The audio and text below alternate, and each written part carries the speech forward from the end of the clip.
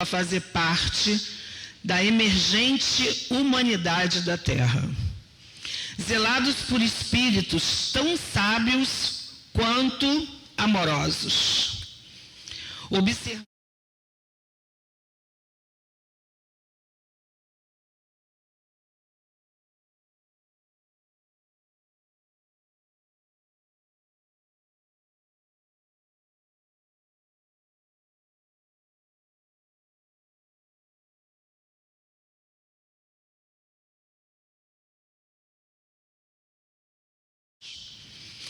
nunca sóis a própria sorte, mas sempre livres para escolher que lado da força queremos estar. Há muito que se estudar, pesquisar sobre isso. Contudo, ainda mais há de se corrigir as decisões imaturas feitas para uma nova terra. Médica formada na Unicamp, com fellowship na Universidade de Illinois, em Chicago. Praticante de Slow Medicine, com medicina integrativa. Fundadora da Casa do Consolador, entidade com 33 anos de trabalhos espirituais e sociais com hominais e animais. Escritora, palestrante,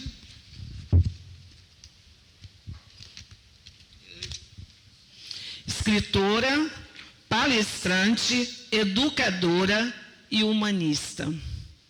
Para falar sobre o tema Nunca estivemos e nunca estaremos sós, convidamos a doutora Mônica de Medeiros, de São Paulo. Seja bem-vinda, Mônica.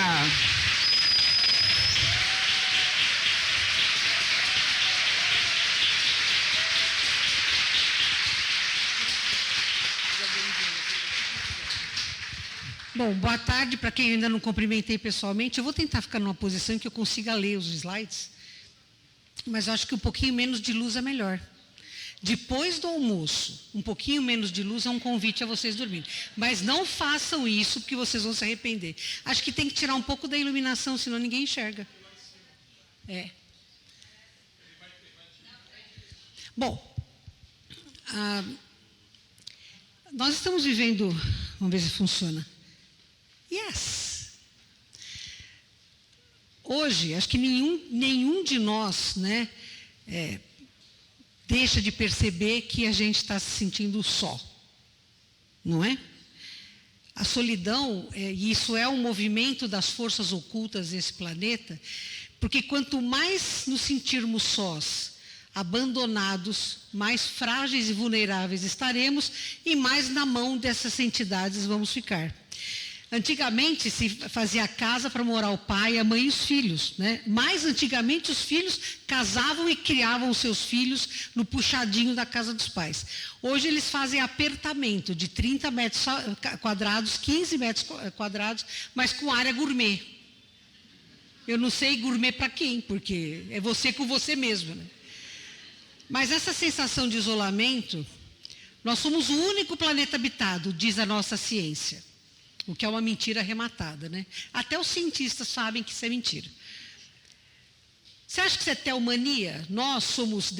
Fala a verdade, gente. Se só tem a espécie humana nesse universo, fecha para balanço, porque nós não somos referência de nada bom, né? Ou será que a nossa civilização é formada por exilados e por isso a gente se sente tão só? Porque no nosso inconsciente tem aquele negócio lá de eu não sou daqui, eu não estou com os meus. E é exatamente isso que a gente vai trabalhar hoje. Porque a gente fala do planeta Terra, né? E hoje a gente sabe, muitos cientistas honestos estão dizendo no mundo inteiro que a Terra está chegando ou já chegou num ponto sem retorno. Ponto sem retorno significa assim, foi-se, não é?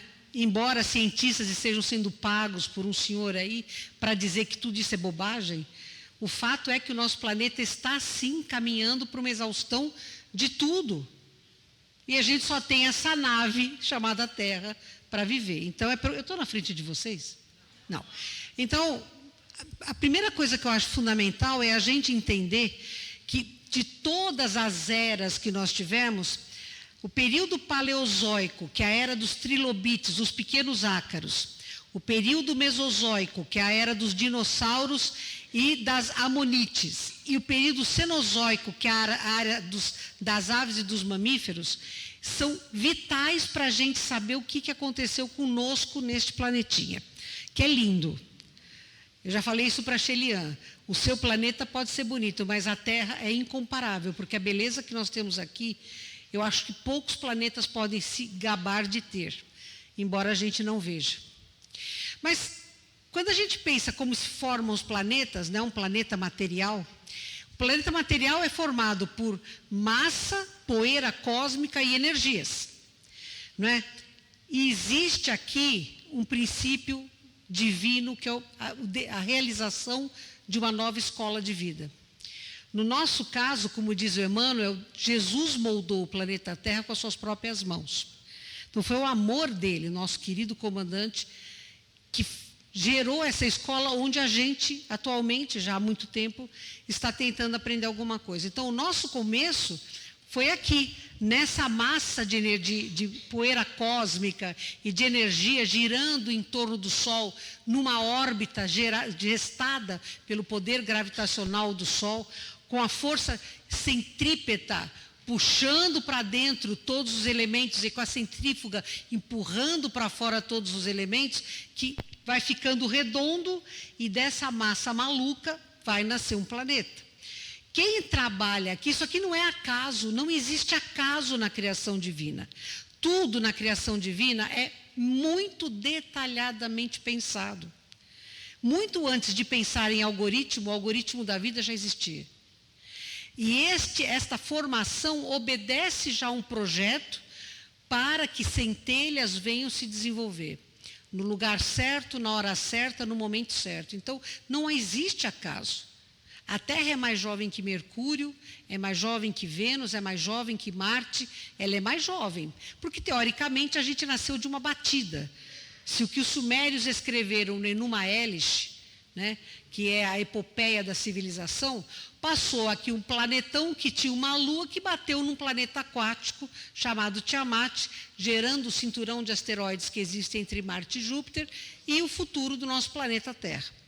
Mas aqui engenheiros cósmicos estão trabalhando justamente para dar tempo para esse planeta esfriar, os elementos entrarem em sintonia, em harmonia e surgir o nosso planeta.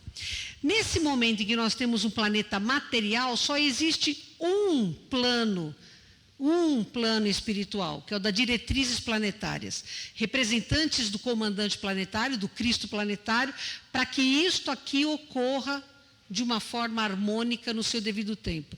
O tempo deles é de bilhões e bilhões de anos. Demora muito para uma massa incandescente esfriar. E quando ela esfria, ela é magma, não tem crosta, não tem chão sólido. Se forma uma pré-atmosfera com nuvens, mas é tão quente o chão que quando chove vira vapor e não atinge a Terra. O momento mais belo da criação de um planeta, na minha opinião, é quando cai a temperatura e a chuva pela primeira vez toca aquela magma. E a água gelada, pegando naquele solo quente, congela o chão quente, vira crosta. E foi assim que o nosso planeta nasceu. Milhões de anos de espíritos abnegados, emissários do Cristo planetário, para que se cumprisse aqui o plano divino de amor. Depois desse planeta primitivo, a gente vai para um planeta, para o material, a gente vai para o planeta primitivo. Nesse planeta primitivo são lançadas as sementes da vida. Mas o que vai dar certo? Não é tentativa e erro, porque cada planeta, cada essência planetária já traz em si a energia que predispõe a um planeta ser como Marte, por exemplo, que é rico em ferro, que a vegetação, antes deles destruírem o planeta, era uma vegetação exuberante, notadamente vermelha em tons de verde, vermelha e verde, portanto, era um planeta português, Marte. Eu tenho que puxar a brasa para a minha sardinha, era português. E aqui o nosso planeta Terra, ele teve fases diferentes. Mas dessas fases, nós já temos os primeiros planos multidimensionais sendo desenvolvidos, porque as primeiras formas de vida já chegam aqui, inclusive de hominais. Quem vive aqui nesse planeta nesse momento? São os emissários crísticos, os engenheiros cósmicos, cientistas, pesquisadores, colonizadores e piratas. Aí já começou a emporcalhar o que era bonito, né? Então, nós temos neste planeta diretrizes planetárias, que continua desde o planeta material, eles continuam zelando para o planetinha. Já se forma o amor fraterno universal com espíritos de grande envergadura, que amam de modo incondicional, que vão ser os tutores das jovens centelhas que estão aqui sendo semeadas, né? E o plano de desenvolvimento planetário, onde cientistas cósmicos trabalham exatamente para o que é possível crescer nesse planeta. Então, Marte tem muito ferro, a Terra tem muito nitrogênio, hidrogênio e oxigênio. O que cresce lá não vai crescer aqui da mesma forma. Essas regras científicas e químicas são obedecidas. E no plano inferior, astral, começam as primeiras centelhas a se manterem para que o mundo chegue. Isso aqui é o primitivo. Nesse planeta primitivo, começam a encarnar os animais. Mas olha bem que interessante. Nessa época primitiva, o que tinha aqui? Tinha ser humano há 440 milhões, até 220 milhões de anos. Existiam seres humanos aqui na Terra? Isso aqui para vocês parece um sapato? Essa é a famosa pegada de Meister, que foi descoberta por um arqueólogo amador que obrigava a família a caçar fóssil de fim de semana. Ele era militar e ele achou esse fóssil, mas esse fóssil é de 2 botas. Vocês podem ver que as 2 botas têm a sola dividida no meio. Pé esquerdo, pé direito. E o que é legal, ó, eles mataram trilobites. Esse ácarozinho aqui. Existia ser humano há 440 milhões de anos atrás? Quem que usava bota? Não era ser da Terra. Então, nesse período mesozoico, humanoides andaram na Terra com bota e assassinaram trilobites. Não, é real, gente. Sabe por quê? Cientificamente, quando você altera uma coisa, você está alterando o futuro. A morte desses 3 trilobites importa no futuro da Terra, sim. Eles mataram mesmo 3 trilobites. Pisaram no coitado do ácaro, paciência. Não, isso importa no futuro do nosso planeta. Porque esses 3 ácaros, teoricamente, exerceriam funções. Entenderam? Então, isso cientificamente falando, né, eles interferiram este cara interferiu no futuro da Terra. Mas não tinha ser humano nessa época aqui. Aqui você tinha planta, você tinha inseto, você tinha plâncton, você tinha grandes anfíbios, mas não tinha humanos aqui, né? Esse é o famoso martelo de Kingood, foi achado na Escócia. Vocês concordam que isso é um martelo? Tá, mas a idade dele é de 416 a 359 milhões de anos. Foi descoberto pelo arqueólogo David Brewster. É um martelo encontrado num planeta onde não tinha hominais para usar o martelo. Ou veio num asteroide, ou alguém humanoide andou por aqui. Essa aqui é a pilha de Bagdá, também dessa época, 400 milhões de anos atrás. Foi encontrada em 1936 lá na Turquia, pilha de Bagdá. Quem que usava pilha há 400 milhões de anos atrás? E essas são provas arqueológicas de que a Terra recebia visitantes, né? Então, no período mesozoico, quando reinavam os dinossauros, que reinaram de 245 milhões a 65 milhões de anos, este planeta era um zoo, que vinha gente de um monte de lugar pesquisar, estudar e piratear o que tinha no planeta Terra. Não tinha dor nesse planeta. Os dinossauros tiveram milhões de anos para evoluir como espécie dominante. Os répteis tiveram milhões de anos para evoluir como espécie dominante. Eles não conseguiram. Pelo contrário, a ferocidade deles era progressivamente maior. Então, por decisão do Diretrizes Planetárias, os dinossauros foram extintos e o filo primata é que passou a ser aposta para a evolução dessa escola chamada Terra. Mas o Emmanuel diz que mais ou menos há 3 milhões de anos atrás, lá do lado do Oceano Índico, um povo veio habitar um continente chamado de Lemúria por eles, ou o continente de Mu, perdido, Mur, perdido. Os lemurianos, pelo que a gente sabe, eram seres que vinham de um planeta onde a paranormalidade era soberana. Então, todos eles trabalhavam a parte da magia, era Hogwarts. Lá tinha Harry Potter para tudo quanto era lado. E estes caras de 3 metros de altura, muito lindos pelo que se descreve aí as fofocas astrais, vieram para cá porque eles queriam se submeter à prova de quanto eles eram capazes de dominar a energia telúrica de um planeta primitivo. Porque o planeta deles era velho, a energia telúrica lá estava em equilíbrio.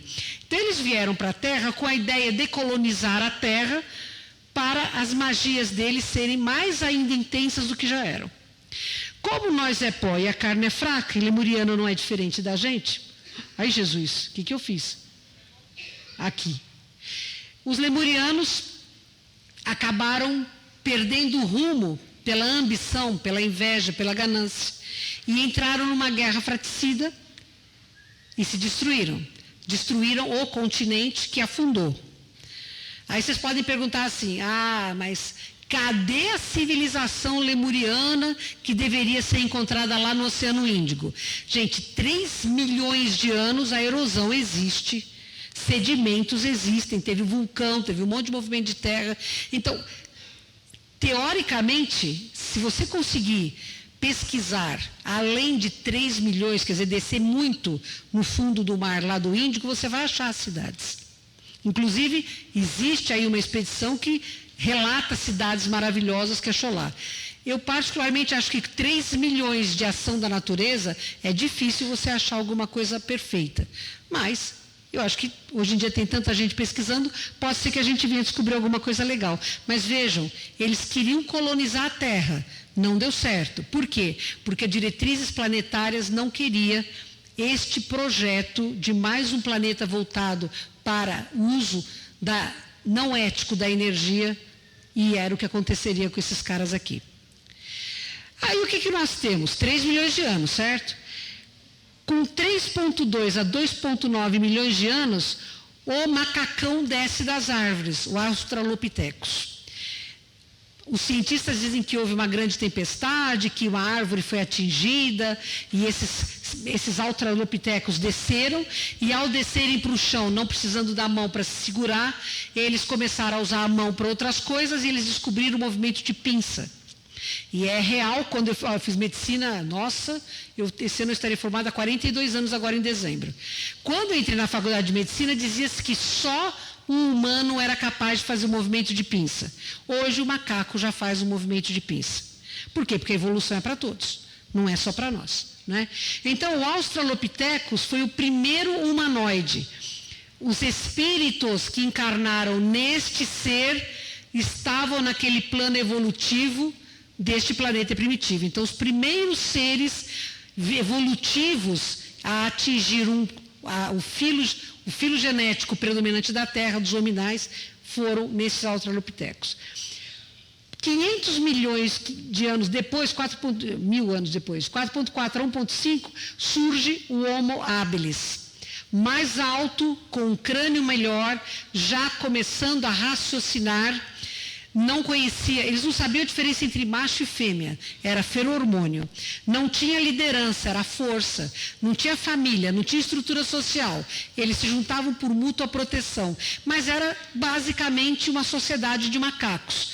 Mas este ser, habilis, começou a polir pedra e fazer os primeiros instrumentos. As primeiras cabaças, as primeiros potes de terra, não era cerâmica não, era barro. E depois os primeiros machados, as primeiras lanças. Desculpem o transtorno, mas as outras espécies ainda estão em construção. Esses são os seres da terra primitiva. Tá? Ninguém consegue ter martelo e ninguém consegue andar de bota que seja humano da terra aqui. Olha isso aqui, para quem gosta de engenharia, né, ou conhece de mecânica, essas são velas mecânicas, achadas em Koso, com 500 mil anos de idade. Mas tinha veículo aqui precisando de vela, ó. Hoje não tem mais carro-vela, né? Desculpa, eu sou totalmente ignorante nisso, mas antigamente tinha carro-vela. Eu não sei se hoje tem vela em carro hoje, Marga? Tem, então tem, obrigado, porque eu não entendo nada disso aí. Mas olha, são velas, não é vela de acender de parafina, é vela mecânica. 500 mil anos atrás, gente. Então, neste momento em que nós começamos a ter um volume de circulantes aqui maior, a Terra começa a receber exilados. De onde? De um monte de lugar, principalmente da constelação do Cocheiro, os exilados de Capela, que todo mundo já deve ter ouvido falar. Mas não é só de Capela. Os capelinos foram os maiores tributários dessa fase, mas tinha exilados de outros mundos que estavam fazendo a sua mudança de expiação e provas para regeneração. Pegaram a diabada e mandaram para onde? Para a Terra. É uma escola de luz, assim dizem os ETs, almas primordiais do planeta, exilados e imigrantes cósmicos. Porque tinha muita gente que se candidatava para vir para cá, para ajudar mesmo na evolução. Espíritos missionários sempre houveram, né? Então, quem começou a chegar aqui eram espíritos que tinham N encarnações, N histórias, a maioria deles histórias muito tristes de autodestruição, porque quem faz o mal ao meio faz mal a si mesmo. Então, histórias muito tristes, a maioria deles dementados que eram tratados no plano espiritual com alterações genéticas para poderem nascer no Homo habilis, no finzinho, mas principalmente no Homo erectus depois. Então, nós temos aqui, né, a nossa 3D, onde nós estamos neste momento em que estamos encarnados no nosso corpo. Quem está acordado está literalmente na 3D, quem está adormecido está na 4D. E, como a gente sabe, né, nós temos este sistema de, alguns dizem universos paralelos, outros falam orbes espirituais. Para mim, o universo paralelo está certo, o orbe espiritual está certo, porque é só semântica. Nós temos um plano de 7ª dimensão, que são diretrizes planetárias, que são os prepostos do Cristo, responsáveis não só pela Terra, como para as relações da Terra com os outros mundos. O plano de 6ª dimensão, que é o plano universal do amor fraterno, onde estão os espíritos que já amam de modo incondicional, de 6ª dimensão consciencial. Depois vem o Artes, Cultura e Ciência, que é o plano de 5ª dimensão. Quem já leu Chico Xavier ou leu a Patrícia, a Casa do Escritor, sabe que quando você vai para lá, você precisa ter um passaporte, porque a gente ainda não consegue ficar num lugar de 5ª dimensão consciencial. O Chico Xavier com certeza pode. A gente nem com passaporte, mas nunca... A gente pode entrar na fila, de repente alguém dá um visto lá e dá permissão. Aí nós temos um umbral, né? Que todo mundo fala, que eu não quero ir para o umbral quando eu morrer. Gente, nós todos vamos para o umbral quando a gente morrer. Porque o umbral é dividido em 3 partes. Plano das colônias é o 3º umbral, onde todo mundo quer ir, né? Nosso Lar, Aurora, né? Missão Alfa, todo mundo quer ir para o 3º umbral. Então, os que são melhorzinhos na Terra vão para o plano das colônias, das escolas, das universidades astrais. No meio, nós temos um umbral médio, que é o plano dos espíritos que estão ou muito materializados, ou reféns das suas culpas, ou que têm mágoa, inveja, ódio, luxúria, mas não são tão ruins assim, são só meio perdidos, ou seja, a maioria da humanidade. E o plano fatal, que é o umbral grosso, que é onde estão os piores, os magos escuros. Piores porque eles têm tanto medo de descobrir que dentro deles existe bondade, que eles se isolam como se tudo isso fosse mentira. Eles negam Deus, negam amor, negam tudo, porque eles têm verdadeiro pavor de enfrentar a própria sombra. Quantos de nós não devem ter estado no umbral grosso, gente? Então, se nós saímos de lá, é óbvio que eles também vão sair um dia, porque a evolução é um princípio que é inefável, nenhum ser deixa de evoluir.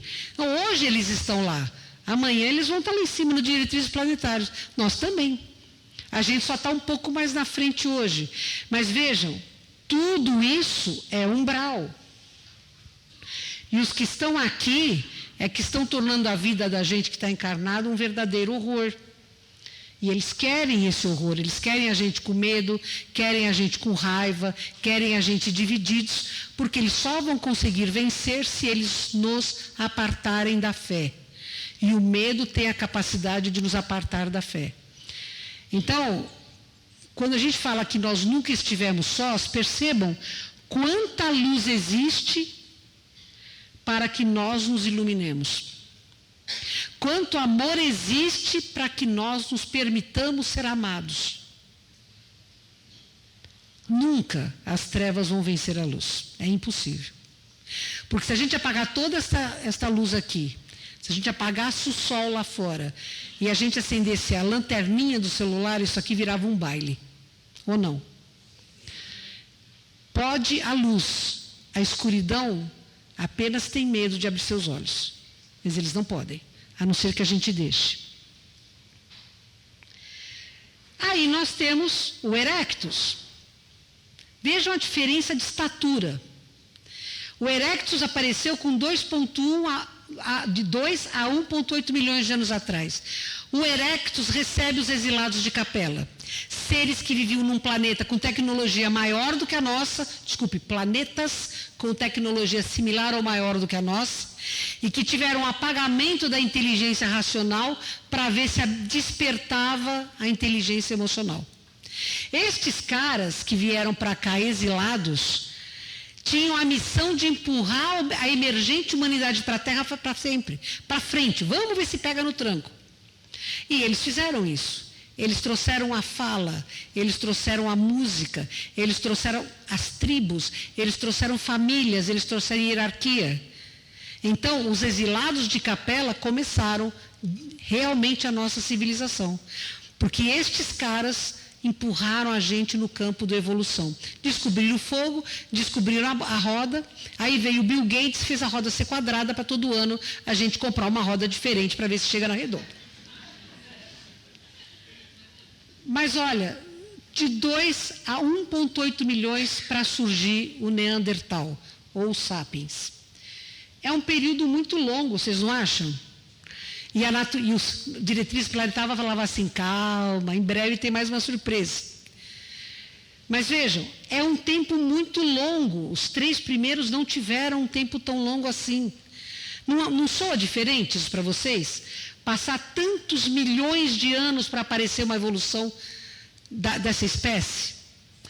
Cada coisinha dessas, cada desse raio aí significa intervenção genética, tá? Então, com a chegada dos exilados de Capela e o Neandertal, o planeta se torna um planeta de expiação. Depois ele vem a ser expiação e prova. E aí nós temos um capítulo horrível que são as guerras de Órion. Um movimento bélico criado por seres de extremo poder tecnológico, não é? Que ameaçavam invadir o país dos outros para eles fazerem o que queriam, o planeta dos outros. Planetas foram destruídos, trilhões de vidas foram perdidas, mas a luz venceu. Aqui tanto a Federação, quanto o Comando Ashtar, quanto a Federação dos Planetas conseguiu vencer a rebelião de Órion. E quando acabou a guerra de Órion, muitos planetas estavam passando para o nível de regeneração, porque no sofrimento extremo, aquelas humanidades desses planetas disseram basta à violência, disseram basta à corrupção, disseram basta, a gente não quer mais isso, não aceita mais isso. Eles precisaram de uma guerra catastrófica para acordar, mas acordaram e muitos planetas se tornaram de regeneração. E o planeta Terra estava lá com o nosso querido e amado Homo erectus, olhando para as plantas, olhando para os raios, né, aprendendo todo dia mais lento. Nesses planetas que se tornaram de regeneração, muitos espíritos não estavam acompanhando o nível de regeneração. Então, para eles, era um sofrimento estar num mundo onde todo mundo estava olhando de frente, procurando ser melhor a cada dia, e eles ainda eram vítimas de mazelas morais. E aí Jesus faz a grande convocação. Ele convoca estes espíritos, que vamos dizer assim, eram neurodivergentes do mal, destes planetas de regeneração, para virem para a Terra ajudar a evolução do planetinha. E aí surge, volta, o Neandertal, com mais uma intervenção genética. A primeira raça humana são os australopitecos, a segunda o habilis, a terceira o erectus, a quarta o Neandertal e a quinta nós, os sapiens sapiens. E surgem os Atlantes exatamente quando este elo perdido continua perdido. Entre o erectus e o Neandertal, a ciência diz que existe um elo perdido. Este elo perdido é dado pelos Atlantes. Gente, a IA desenhou um Atlantigato, né? Vamos combinar. Eu também achei. Mas foi a IA que fez, não fui eu. Né? Eu comecei a chamá-la de Stella, porque, afinal de contas, a IA desenhou o Atlante. A Atlântida, primeiro, foi uma colônia etérea. Vieram estes espíritos para cá, tiveram que ser geneticamente preparados para encarnar neste plano físico. Eles eram uma colônia. E a missão deles era apoiar o erectus a evoluir. E eles fizeram exatamente isso. Nós aqui em cima, eles lá embaixo, a gente faz caridade para eles. Quando o que se esperava deles é que estivessem no mesmo nível para não fazer caridade, mas para exercitar a fraternidade, que coloca todos no mesmo nível. Fraternidade é essa que nós ainda temos que descobrir no planeta Terra. Depois, eles começaram a se densificar e começaram a encarnar.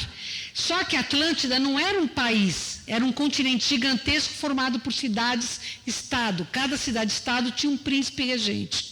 E a regência da Atlântida mudava, era cíclica, de tal sorte que todas as cidades-estados também iam ter a regência.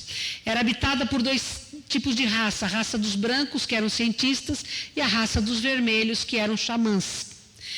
Todo mundo usava a energia vril, uma energia mais poderosa do que a nuclear.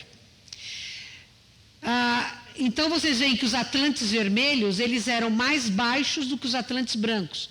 Esses cientistas, esses com poder mágico. Viveram em paz durante muito tempo. Quando começou a encarnar na estação Atlântida, os erectus vindo de Capela. Aí você já sabe o que deu, né? Ambição, raiva, tal, entraram numa guerra fratricida, destruíram a grande Atlântida com bombas de energia vril, sobrou Poseidones. Foi o último momento dos Atlantes. Poseidones deveria restaurar o equilíbrio. Os espíritos de luz falavam intensamente com os líderes atlantes para que se acalmasse a divisão. Porque um povo dividido é um povo frágil. Um povo frágil pode ser comido pelo exterior. E tinha um monte de draconianos chegando na Terra nessa época. Eles estavam divididos, foram trouxas, se deixaram dividir por fora, aí vieram os draconianos e deram a última dentada. E, infelizmente, o preconceito e a ambição não diminuíram, ficaram ainda mais fortes. Os jovens começaram a entrar em raves, tomavam drogas, bebiam, né? Pararam de estudar, começaram a ficar só em jogos eletrônicos. É similar a alguma coisa, não? E o futuro foi isso daqui. A briga deles foi para controlar a energia vril. Os cientistas achavam que só eles podiam ter energia vril. E os xamãs diziam que a energia vril era deles, porque afinal de contas eles trabalhavam. Conclusão, morreu todo mundo. E neste morreu todo mundo, nós temos um momento importante, que é exatamente um pouquinho antes de vir o Homo sapiens sapiens. Uma intervenção genética que os próprios cientistas atlantes fizeram, como diz o Zacarias Itkin, os nibiruanos fizeram. Se é nibiruano ou não, a Atlântida fala, o Platão fala, o Edgar Cayce e outros espíritos falam. Né? Só o Zacarias Itkin fala de Nibiru. Eu até acho que Nibiru existe, mas não naquela novela que o Itkin escreveu. Mas, ó, de qualquer forma, nós temos uma mudança genética abissal, né? Vocês olhando para o Neandertal e olhando para o Sapiens sapiens, é muito grande. Olha o tamanho do cérebro, gente. O Australopithecus tinha 485 centímetros cúbicos. O Sapiens tinha 1.640 centímetros cúbicos. Um cérebro maior do que tem o Sapiens sapiens, que tem 1.610. É diferente, nós temos 30 centímetros cúbicos a menos, mas o nosso cérebro se rearranjou.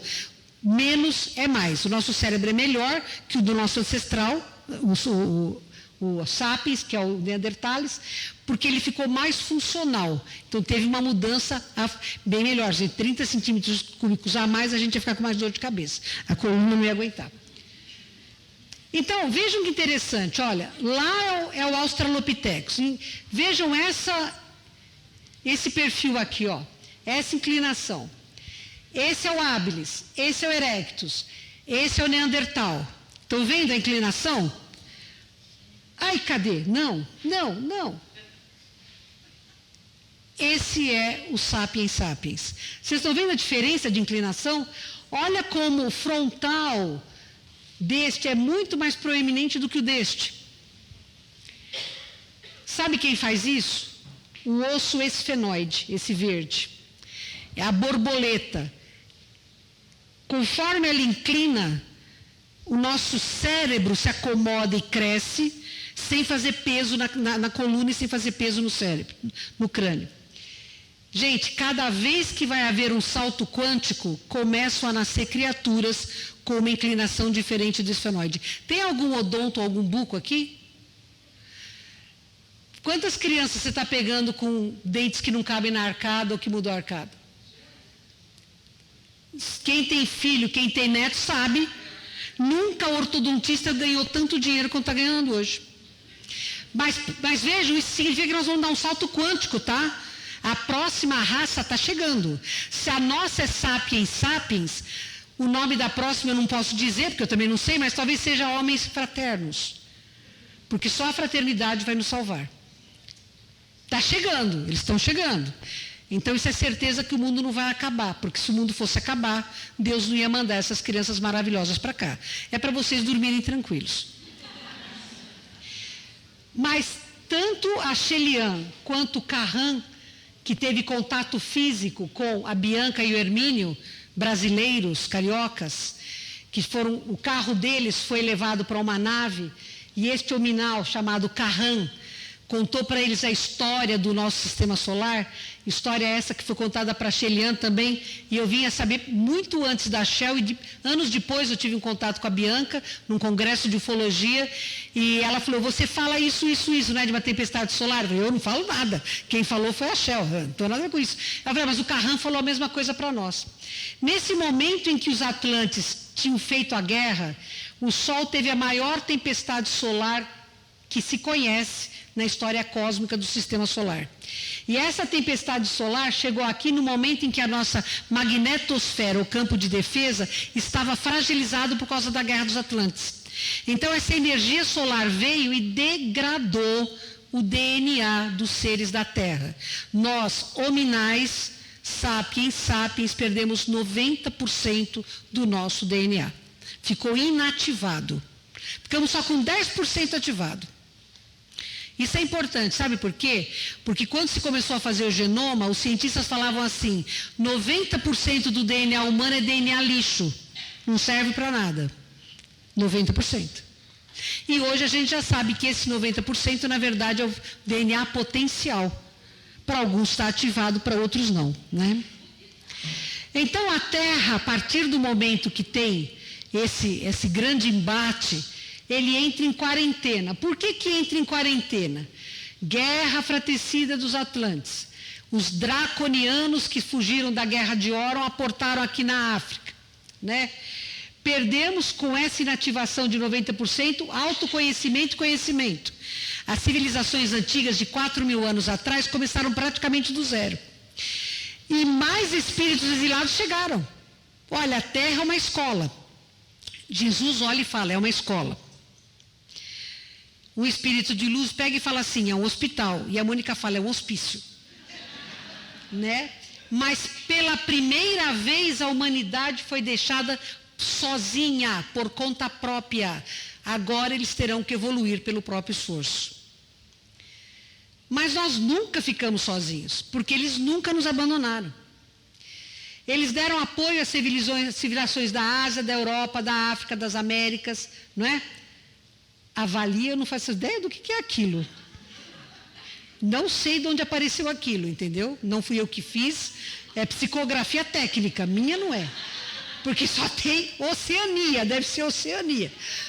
Mas os aborígenes, eles têm um conhecimento abissal. Se os australianos ouvissem os aborígenes, não tinham os incêndios florestais que têm. Como os brasileiros, se ouvissem os índios, se os nossos governos corruptos ouvissem os indígenas, nós não teríamos tido as queimadas absurdas que vimos destruir o nosso país na sua parte mais importante, que é a mata. Então, quando o homem civilizado não pensa, o planeta sofre. Mas ninguém pode discutir que os aborígenes são os caras. E vejam, os próprios ETs dizem que os aborígenes, eles são os detentores do conhecimento planetário. Por isso que talvez os colonizadores ingleses até hoje tentem destruir todos os aborígenes, né? Eles ensinaram todas as civilizações antigas. Aquilo lá é a pedra lápide do Voltampacal, o grande rei dos maias. Procurem na internet isso aqui, porque infelizmente eu sei que aqui está difícil de ver. O que os arqueólogos dizem? Bia, você está aí? Está lá embaixo, que bom. Eles dizem que isso aqui é uma mulher dando à luz. Procurem essa imagem na internet, a lápide do Voltampacal. É um camarada segurando um manche de uma nave com fogo saindo por baixo. Os arqueólogos dizem que é uma mulher dando à luz. Eu discordo, para mim isso não é. Mas você tem no Egito, né, quem já esteve aqui no Egito sabe que aquelas construções dificilmente foram feitas por seres humanos. Não é? Os hindus, né, que falavam de vimanas, falavam de seres gigantescos. Então, essas civilizações antigas, elas falavam claramente da existência e da presença de seres extraplanetários diferentes com eles. Vejam esses discos que apareceram são discos dropas que apareceram em Bayan Karaula, lá no Tibete, datando de 12 a 10 mil anos. A liga metálica não é possível de ser identificada no planeta Terra. Esses metais não existem aqui. E eles são todos desenhados como vocês veem ali. Os dropas eram os baixinhos que vieram para a Terra para pesquisar. A nave deles colidiu, caiu, não tinha conserto. Eles começaram a tentar sobreviver aqui. Aí uma tribo siberiana descobriu, acharam que eles eram perigosos, começaram a matar os coitadinhos. Aí os coitadinhos tinham arma, mataram os siberianos. No final fizeram as pazes. Os coitadinhos entraram para dentro da Terra, não se sabe que fim levaram, mas deixaram os discos, que conta a história da civilização dele. Esses discos estão na Universidade de Pequim e são objeto de estudo secreto. Tá? Desenho rupestre do sul da França num vulcão. Rupestre. Vocês estão vendo o cavalo lá, o sol, né? Aqui o elefante, o mamute, né? O macaco. E um Neandertal, que na verdade um Homo sapiens sapiens das cavernas, desenhou este ser, é um humano, não é? Ele desenhou a linha dos chakras, ó, cardíaco, gástrico, genésico, básico. Ele teve clarividência para ver isso, não teve? Porque vamos combinar, ele não devia saber o que era chakra naquela época, né? Muita gente hoje não sabe. Mas olha o que é divertido, ele desenhou essas lanternas japonesas, mas não tinha japonês ainda. Lá, ó. que vocês acham que isso aqui parece? Eu também acho. O Ruprecht que fez o Eric von Däniken ficar famoso. Tunísia, Ruprecht de 6.000 anos atrás. Está vendo aquilo lá? Dizem que aquilo é uma ave. Este cara não parece alguém vestindo roupa de astronauta? O ser humano não usava roupa naquela época, não sabia o que era capacete. Olha esses dois aqui. Essa é o Ruprecht do Vale del Camonica, na Itália, de 5.000 anos atrás. Eles estão usando capacete e roupa. E essas coisas aqui parecem armas, não parecem? Como é que um camarada 5.000 anos atrás, um sapiens, coitadinho, tinha medo do trovão e do relâmpago e ia desenhar isso, gente? Muita criatividade. Então o Júlio Verne já estava encarnado naquela época. Né? Austrália, 5.000 anos. Diferentes lugares da Austrália, mas o que é comum? O olho grande, a cabeça disforme e o capacete. Tem capacete essas criaturas. Arkansas, Estados Unidos, são chamadas de as pedras voadoras. Aqui embaixo é México, 6.000 anos. Aqui na Argentina, 3.000 anos. Ah, mas você não botou nenhuma imagem do Brasil, porque o lugar onde nós temos esses desenhos ficam lá no norte do Pará, uma cidade perto de Montenegro, que pelo descaso está sendo destruída, pelo desmatamento e pelo descaso, esses desenhos rupestres impressionantes do Brasil estão sendo destruídos. Depois a gente não coloca, porque a gente não tem registro. Mas vocês concordam, ó? América do Norte, América do Sul, também tem Raimundo Nonato. Dá uma olhada nos Anunnakis, nos Sumérios, né? Olha aquela imagem, ó. Um cara gigante aqui. Isso aqui é o quê? Não parece um disco voador com 3 tripulantes? Não parece? Olha os anjos caídos e o ser humano. Olha a diferença de tamanho. Né? Imagem de um Anunnaki. Tudo isso aqui é Suméria, gente. Esquecer da Mesopotâmia. Provavelmente tudo isso estava no Museu do Bagdá, que os americanos destruíram, dizendo que tinha arma nuclear lá dentro. Passada essa época, nós vamos para a Idade Medieval, 1000 anos de trevas. Né? Um pintor holandês chamado Aerts de Gelders pinta o batismo de Jesus. Então ele coloca Jesus e João na luz, todos os demais na escuridão. Vocês acham que isso aqui é uma estrela redonda? Não é estranho? Ou esse quadro anônimo também da Idade Média, de Moisés recebendo os 10 mandamentos. Isso aqui pode ser mosca, pode ser passarinho. Já no período da Renascença, que é uma restauração original da fé, que os espíritos medievais conseguiram ser enxotados e começaram a nascer os enviados do Cristo para mudar a psicosfera da Terra. Este quadro aqui chama-se o Milagre das Neves. Ele coloca Jesus e Maria num bloco de neve, né, com um monte de nevinha. Você acha que um pintor que faz isso acha que neve é daquele jeito? Ou esse quadro, esse Gobelin que está no Louvre, que tem aqui a monarquia, não é? E aqui você tem um sombreiro, mas não tinha mexicano ainda. Ou esse famosíssimo quadro que está no Kosovo, ele é do século XVI, ele está numa catedral, de Jesus sendo crucificado. E aqui você vê este anjo numa nave, e aqui você vê o demoninho fugindo na outra. Eu estou falando de coisas do século XVI, gente. Isso não é estrela, nem aqui nem na China. Estrela com um camarada feio, semi-animalizado dentro, e a outra iluminada com um cara com asinha.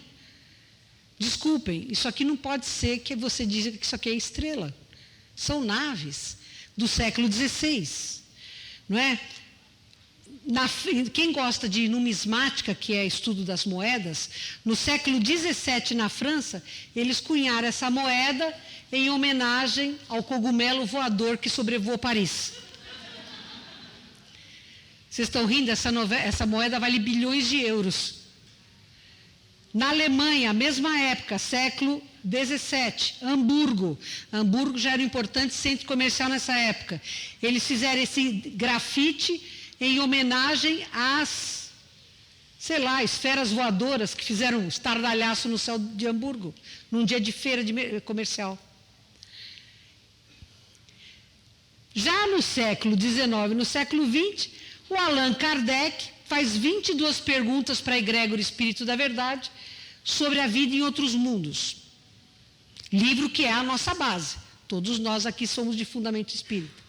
O Camille Flammarion, braço direito do Kardec, escreve A Pluralidade dos Mundos Habitados em 1862 e escreve Urante em 1889. Esses livros existem para vocês lerem em PDF na internet.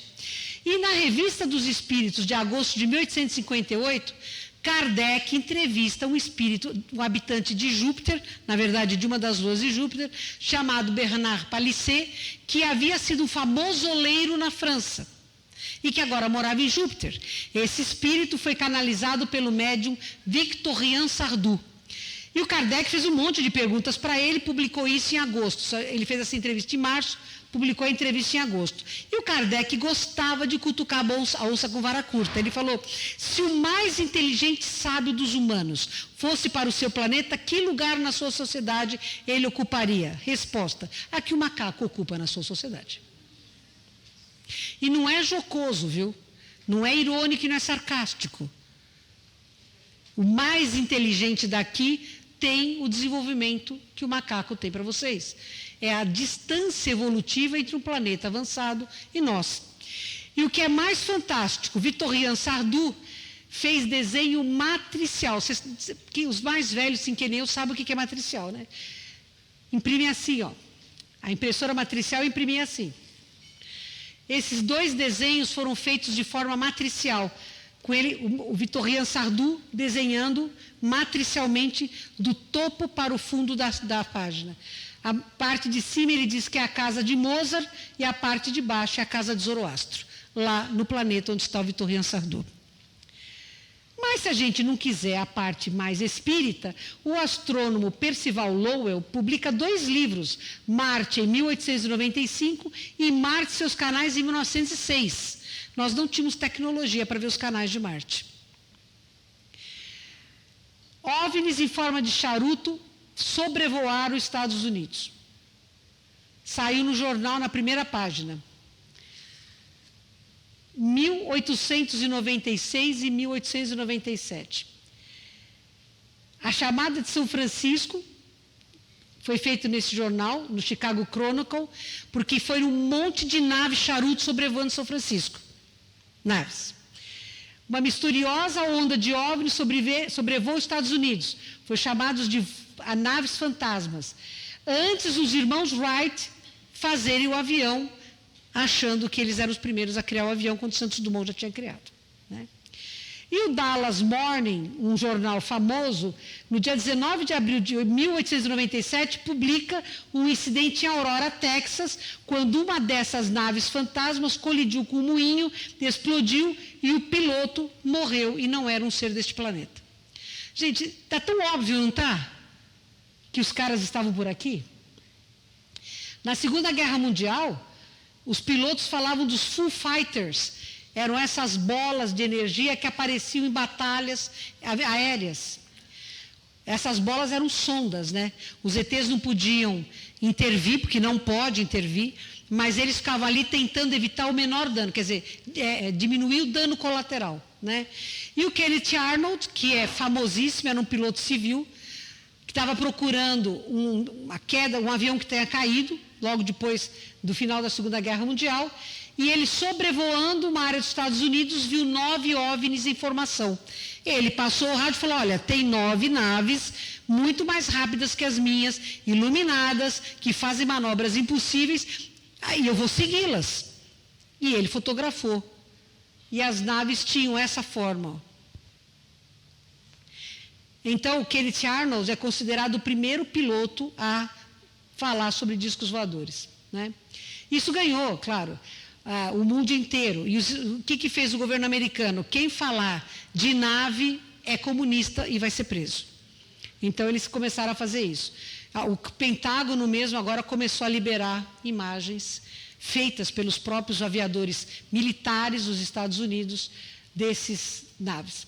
Mas tem um cara fantástico como Jung, que faz um livro chamado O Mito Moderno, em que ele diz que os abduzidos e os contatados são pioneiros de um novo tempo. Naquela época, tidos como loucos e que no futuro teriam respostas trazidas por esses visitantes da Terra. Era só contatismo. De repente, este casal multirracial americano, com a cachorrinha Suzy, estavam procurando um lugar para ficar numa noite de tempestade. Como ele era um homem de cor, eles não podiam ficar em qualquer lugar, tinha aquele Green Book que listava onde o casal multirracial podia ficar. E eles andavam e não encontravam lugar para ficar, e aí eles começaram a ver uma luz laranja seguindo. E aí a Beth falou para ele, para o carro, porque essa coisa está atrás de nós. E eles se apavoraram, o carro deles engripou, não andava, de repente o carro ligou, e eles viram luzes como se fossem estroboscópicas, como se fosse sirene de polícia. Ele falou, vamos pedir ajuda. Quando eles pediram ajuda, entraram de carro e tudo dentro de uma nave. Ficaram dentro dessa nave, e não lembram, acordaram no dia seguinte dentro do carro com a cachorrinha muito agitada, muito assustada. E aí a Beth falou assim, você lembra de alguma coisa estranha? Ele falou, lembro. Ela falou, então você vai para o quarto, escreve o que você lembra lá, eu vou ficar na sala e escrevo também, e aí a gente compara. E eles descreviam terem estado com seres humanoides, num espaço semicircular de aço escovado, que falaram muitas coisas do futuro da Terra para eles, inclusive de uma possibilidade de um conflito nuclear. Ela liga para a irmã e fala, você não tem noção, a gente teve um disco voador. O que a irmã dela faz? Liga para a base da aeronáutica, que o Livro Azul, o projeto Livro Azul, 2 horas depois tinha 2 soldados lá, levaram a Beth, o Barney e a cachorrinha, e eles foram o primeiro casal submetido à hipnose por um psiquiatra que não acreditava nisso, e eles contaram, descreveram. Então, é o primeiro caso estudado de abdução da história da humanidade. Tá? O Daniel Fry era um cientista de foguete, o cara era muito bom. Veja, é uma época em que os caras estão tentando ir além, nos anos 40, tá? Anos 40, presta atenção. Foguete significa bomba atômica, tá? Significa foguetes para saírem da Terra. Aí ele estava lá na base onde eles estudavam tal, e de repente começaram a falar, tem uma nave pousada, todo mundo saiu correndo, e ele falou, uma nave pousada, eu vou lá para ver o que é. Entrou na nave, sentou, olhando assim para o painel, aí uma voz falou assim para ele, olá, eu sou Bob. Ele falou, Bob? Ele falou, eu sou Bob. Você quer fazer um passeio? Aqui eu te digo como é que a gente faz para sair do planeta. Aí eu falei, então tá. Eles, em 5 segundos eles saíram da onde eles estavam, no centro dos Estados Unidos, foram para Nova York e voltaram. E aí, quando o Daniel Fry saiu, ele começou a falar claramente sobre a presença de seres extraplanetários com tecnologia entre nós da Terra. Eu nem preciso dizer para vocês o que aconteceu com o Daniel Fry, preciso? Outro cara, George Van Tassel, ele era mecânico de aviões de pessoas multimilionárias. Esse cara teve contato com um ser chamado Vrilon, que se dizia ser do planeta Ashtar. Vrilon do planeta Ashtar. E eles começaram a dar um monte de informação para ele, levaram ele para passear. Ele publicou um livro chamado Eu Montei um Disco Voador, porque ele montou um disco voador ensinado pelo Vrilon. E eles começaram a dar muita informação para ele. Ele começou a falar, gente, olha. E ele comprou um parque, a montanha ficava dentro de um parque, fez de lá um café e começou a fazer reuniões para pessoas que queriam aprender sobre ou ter tido contato com seres extraplanetários. Lotava, dava 3, 4 mil pessoas. O que o FBI falou? Você é comunista, você está querendo fazer encrenca aqui nos Estados Unidos. E o Vrilon falou, fala para o seu governo que nós vamos passear em cima dos Estados Unidos, principalmente na cidade de Washington. E ele não tinha medo nenhum, ele falou, olha, no dia tal hora, vai ter uma migração de UFOs em cima dos Estados Unidos. Levaram ele preso, apanhou, lá. O que aconteceu? Os UFOs cruzaram os Estados Unidos, faziam os caças da cambalhota com a velocidade que eles tinham. Moral da história. O Van Tassel é assassinado, dizem que ele se suicidou, mas é difícil alguém se suicidar com o tiro na nuca, mas enfim, dizem que ele se suicidou.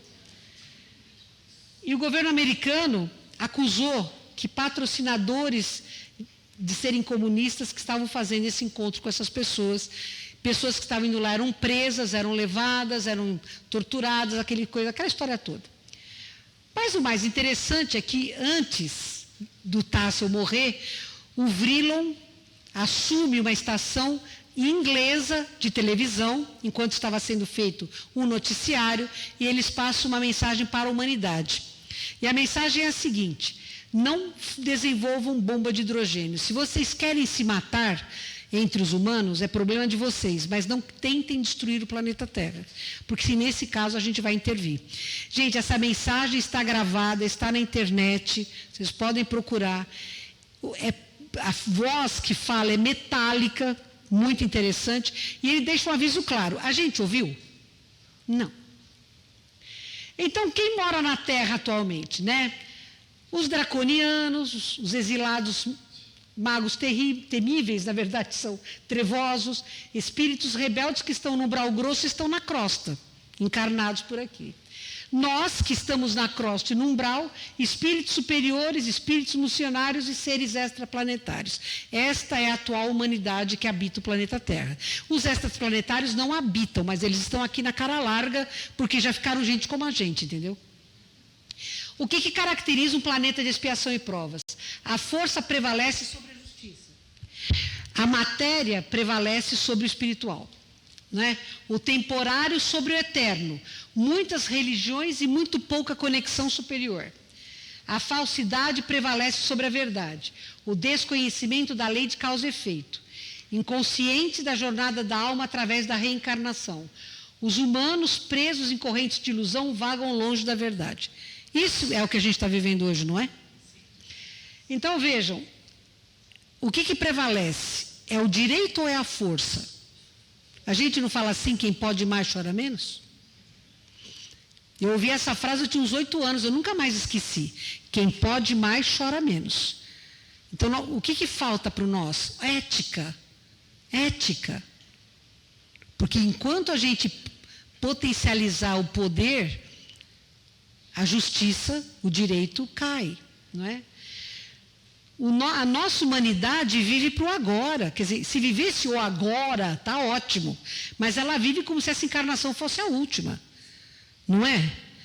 E por causa que não conhece, esqueceu das reencarnações, esqueceu que o que você planta, você colhe, vive dessa forma atabalhoada que a gente está vendo. Esse horror que nós estamos vendo, um horror hoje. Os meus pacientes, de 2 ou 3 meses para cá, a principal queixa deles é, eu pergunto, né, que nota que você dá para a sua ansiedade de 0 a 10? Ansiedade, tristeza, melancolia, raiva, culpa e medo.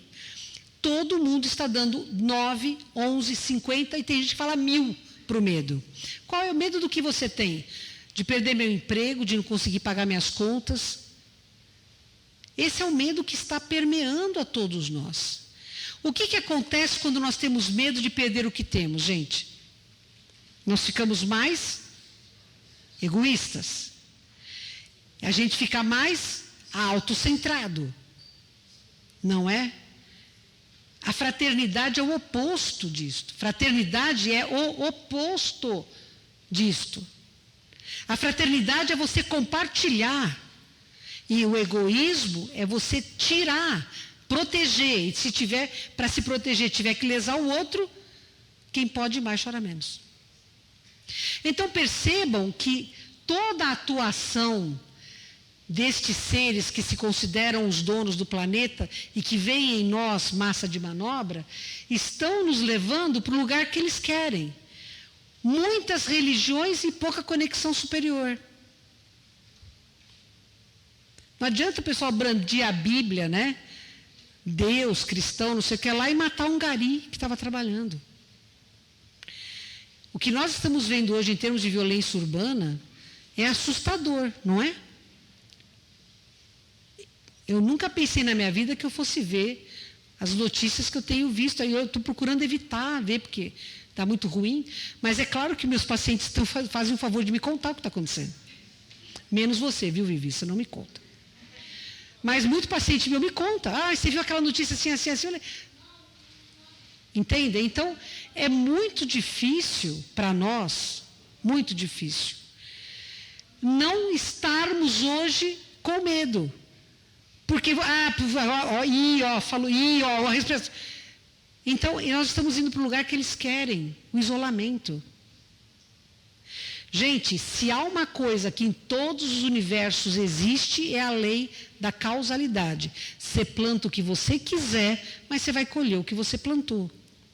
Para nós que adotamos a doutrina espírita, é mais fácil.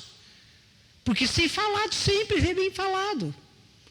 Mas a grande maioria do mundo não é espírita. Pelo contrário, o Brasil perdeu. No último censo diminuiu significativamente o número de espíritas. E quem conhece ou quem frequenta sabe que os centros espíritas hoje têm poucas pessoas jovens. São pessoas já de idade mais avançada. Porque a molecada não quer reforma íntima. A molecada quer mágica. A molecada quer trabalhar com energia, quer ayahuasca. Então, nós estamos vivendo um momento muito delicado. E é fácil, nesse momento, a gente achar que está no desamparo da misericórdia divina. É fácil, nesse momento, a gente achar que a gente está sozinho. Porque as pessoas querem ter. Elas não querem ser. Ser, hoje, já não é tão importante assim. E percebam, a única forma deste lado errado da força vencer esta parada é nós cedermos. Será que a gente vai ter que chegar no limite que chegaram os planetas da guerra de Órion? No limite do limite para dizer, chega, não quero mais? Será que a gente não pode fazer diferença agora? Será que a gente não pode inverter o jogo? Dizer não ao separativismo, não ao preconceito, não à ignorância que está destruindo as famílias? Brigando por causa de pessoas que nem sabem que vocês existem. Não está na hora da gente parar, centrar e voltar a ser buscadores da verdade e da fraternidade? Porque eles só vão ganhar se a gente abrir mão e perder o rumo. Percebe a responsabilidade que cabe em cima de nós? Que temos o conhecimento da lei da causalidade, que sabemos que esta é apenas uma da, em média, 300 encarnações que a gente vai ter para conseguir mudar, para serem espíritos purificados. A Cheliana já disse que são 600. Aqui a gente fala que é legal falar de 100 a mais ou menos 300. Gente, 300 encarnações, faz a conta. É muito tempo para a gente sair do euísmo e passar por nozismo. Porque é o nós que leva, é o nós que faz a gente vencer. Nós não somos reféns deles. Eles são reféns do medo que eles têm. Por isso que nós precisamos pôr um basta nisso. E este basta vem pelo autoconhecimento. Ah, dói. Dói, claro que dói. Se não doesse, a gente não te assombra mais. Mas dói. Ainda bem que a gente não lembra tudo que foi, porque ia ser difícil da gente se encarar no espelho quando escova o dente de manhã. Mas o fato de, por misericórdia, nós esquecermos, não nos torna isentos da responsabilidade de não voltarmos a errar. Nós vamos errar ainda por milênios, tá? Errar muito tempo, porque nós somos muito jovens ainda. Vejam, se são 300 encarnações e a média dos encarnados está entre 40 e 50 encarnações, nós somos muito jovens, isso aí tem que ser estímulo para a gente. Tem muito tempo ainda para crescer. Nós vamos começar a crescer já, não vamos deixar para amanhã. Sabe, prestação, quem gosta é a Casa Bahia. A terra precisa ser flauva, tá? O nosso amado mestre está lutando muito ao lado de parceiros de luz, que ele convoca, né? Porque Jesus é um cara que é teimoso, ele acredita na gente, ele não abre mão de acreditar na gente. A terra não tem que ser salva para nós, mas tem que ser salva de nós, porque nós somos muito imaturos ainda. Mas a gente não está sozinho. E o que os ETs falam é muito claro. Vocês não são os donos do planeta. Existem outros seres vivendo aqui. Minerais, vegetais e animais também vivem aqui. E os ETs não cansam de repetir isso. Aí eles podem interferir? Não, eles não podem interferir até a página 2. Se a gente arriscar destruir a Terra como os marcianos destruíram Marte, talvez aí mude um pouco de figura. Aí não adianta você ficar com o celular, ET, vem me salvar, porque isso não vai rolar. Tá? Não peçam para ser abduzidos, pelo amor de Deus, que também não resolve. Nós temos que fazer, o planeta é responsabilidade nossa. Nós estamos encarnados neste planeta para resolver as nossas pendências individuais e aprender a resolver como grupo. Quantos de nós não serão atlantes reencarnados? Ou lemurianos? Ou draconianos? Ou orianos? Ou pleiadianos? Sabe, da onde você veio não importa. Você, neste momento, é um terrícola e tem que salvar a única nave que você tem, que é o planeta Terra. É responsabilidade de todos nós. Aí você está assim, né? Transição planetária. Vem salvar a gente. Eles vão vir, os dragões, os ETs, os espíritos de luz. E a gente, resolve o problema por nós. Esquece, isso não vai rolar. Porque eu escuto muito isso. Pode deixar que a espiritualidade resolve. Resolve uma ova. A diferença entre o homem do expiação e provas, do homem da regeneração, é a capacidade que este tem de assumir a responsabilidade. Este aqui não consegue fazer isso. Este aqui faz. Então nós não podemos ficar esperando que eles venham resolver os problemas. Nós temos que resolver esses problemas. Nós. Aí alguém tem que fazer essa pergunta. E que força que eu tenho para parar o tramposo? Reza. Porque o espírito doente com aquele senhor precisa de muita vibração de amor. Ódio, ele já tem. Você quer ajudar? Reza. Vibra amor por ele. Realmente, vibre amor por todos eles. Porque eu tenho certeza que a barca de Osíris está vazia. Aliás, eu já marquei uma hora com Osíris para discutir essa situação da barca estar vazia.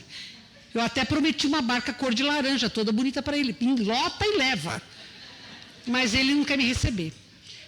E eu estou querendo fazer a minha parte, mas Osíris não quer fazer a dele. Veja, nós nos salvaremos, tá? Nós. Essa é a condição para sairmos de um planeta de expiação e provas para um de regeneração e provas.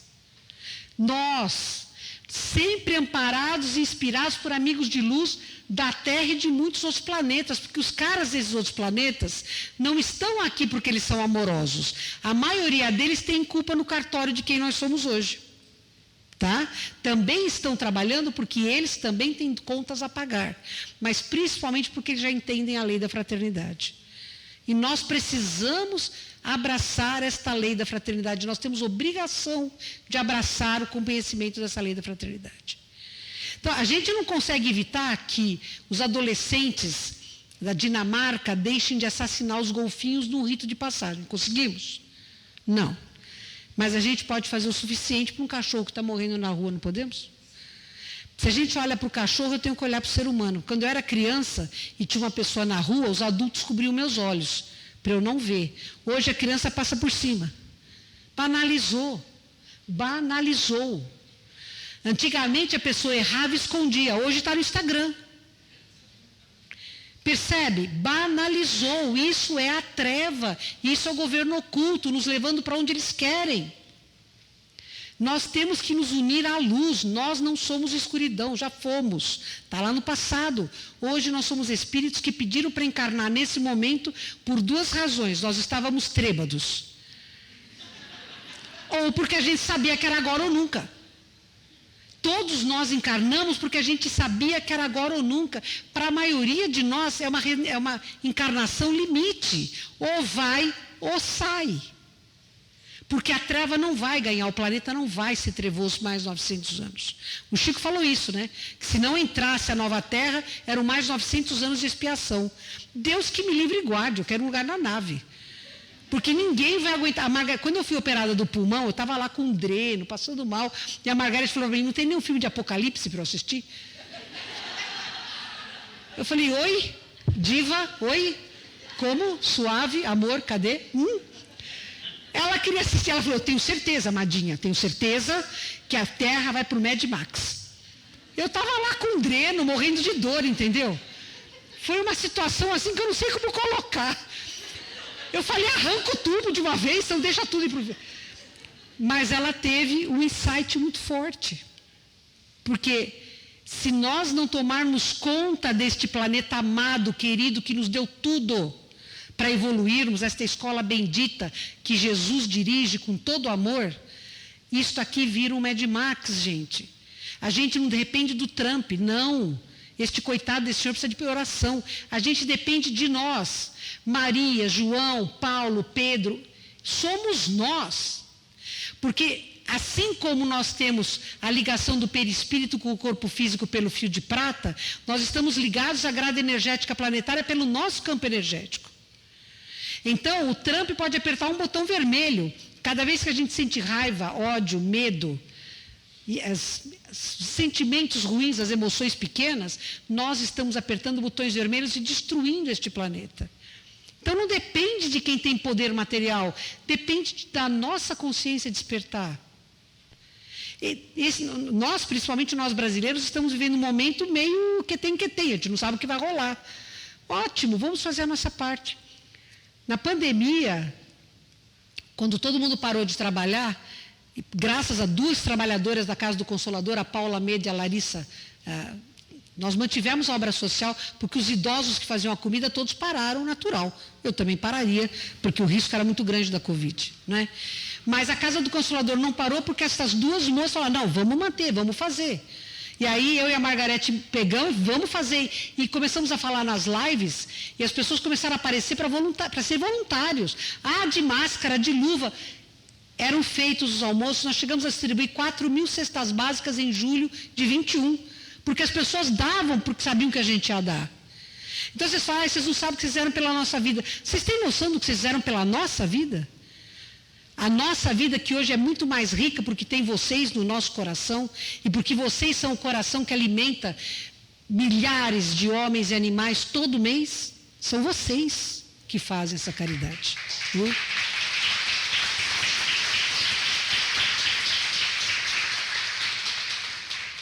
A humanidade está chegando aqui, no precipício. Mas não vai cair, vai levantar voo. Porque eu tenho muita fé. Com Jesus jogando conosco, não tem inimigo que nos bata. Apenas que Jesus não é técnico da seleção brasileira. Fiquem tranquilos. A terra será de regeneração. Tudo vai dar certo, porque grandes erros têm que ser consertados com ações vigorosas, e estas ações vão acontecer de todos os níveis, mas se estivermos juntos e com a fé alimentando, a gente levanta voo, não vai cair no precipício. Muito obrigada, pessoal.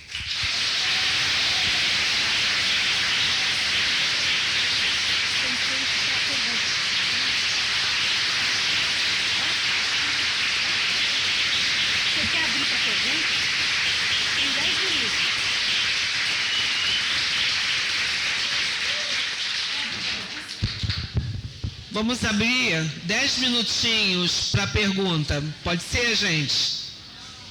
Eu sinto verdade, concordo. Tem outras que não. Mas não tem nada perfeito aqui.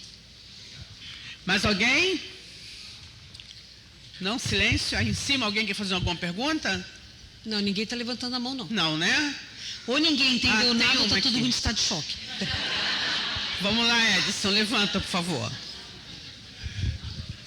Se nós estamos no início, né, das reencarnações e numa transição planetária, então essa transição planetária ainda está muito distante? Não está não.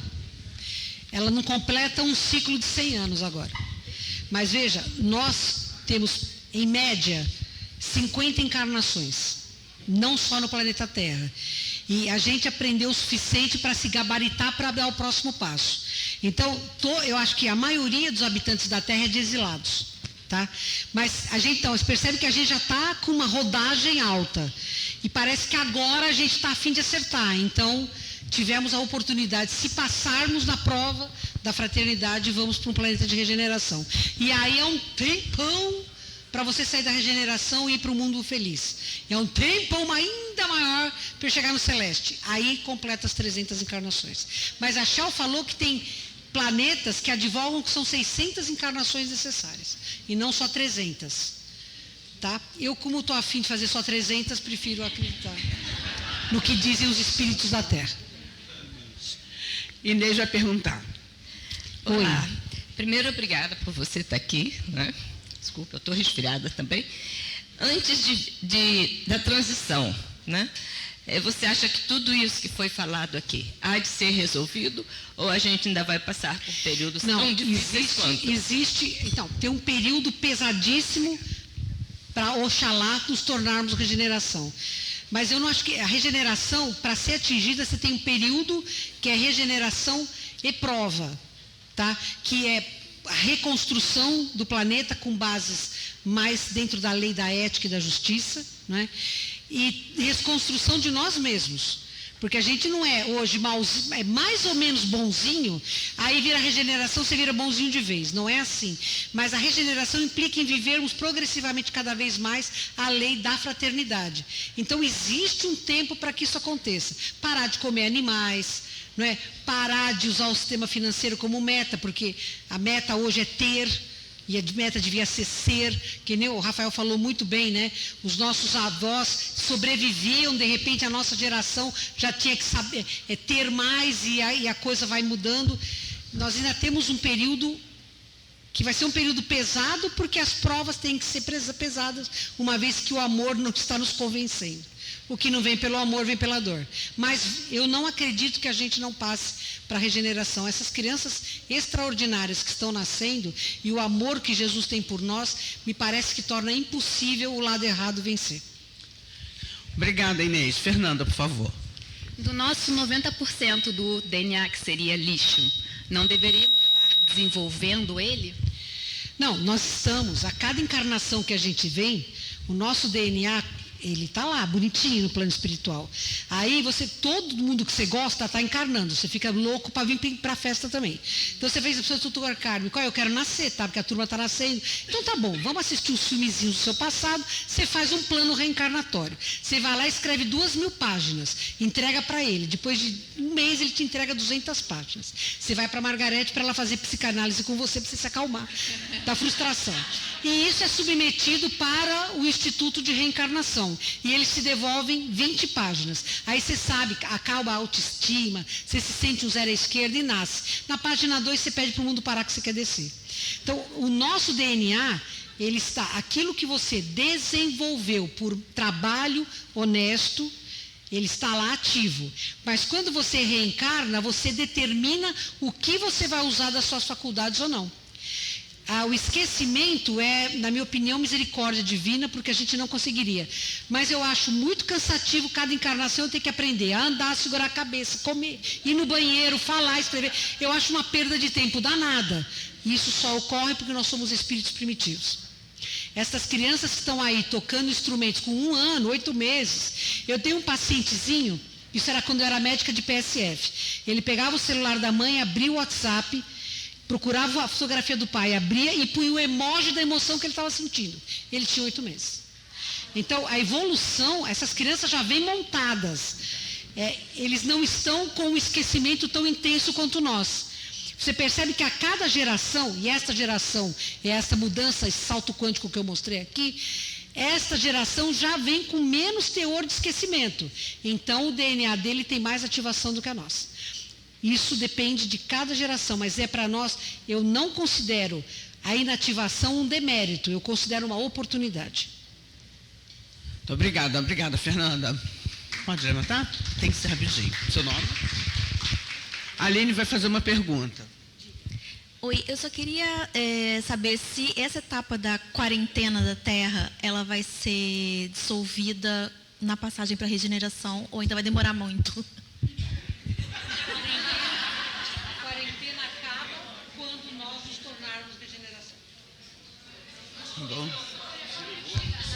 A quarentena acaba quando nos tornarmos regeneração. É que era para vocês prestarem atenção, gente. Obrigada, querida. Acho que acabamos, né? Tá lá em cima. Você consegue gritar? É porque não tem como teletransportar o microfone. Estamos.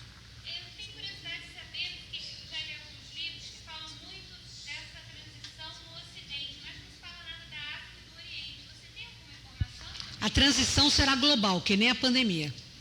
Pegar todos os seres da Terra. Não vai escapar um. Tá? Não, né? Nem todos participarão da transição. Quem não estiver em nível de regeneração, por uma questão de misericórdia, vai ser levado para um outro lugar. Você imagina, você tá com o liquidificador e pôr seu dedo lá dentro. Você vai ficar sem dedo, concordam? Espíritos sem a vibração da regeneração não conseguem viver, porque vão ficar sem dedo. Então, por misericórdia divina, eles são realocados. Mas não há espírito algum na Terra que não seja encarnado ou desencarnado, tocado pelo poder da regeneração. Todos acontecerão. É que a África realmente é esquecida, né? Terminamos? A África realmente é ignorada. Então vai lá. Mais uma vez.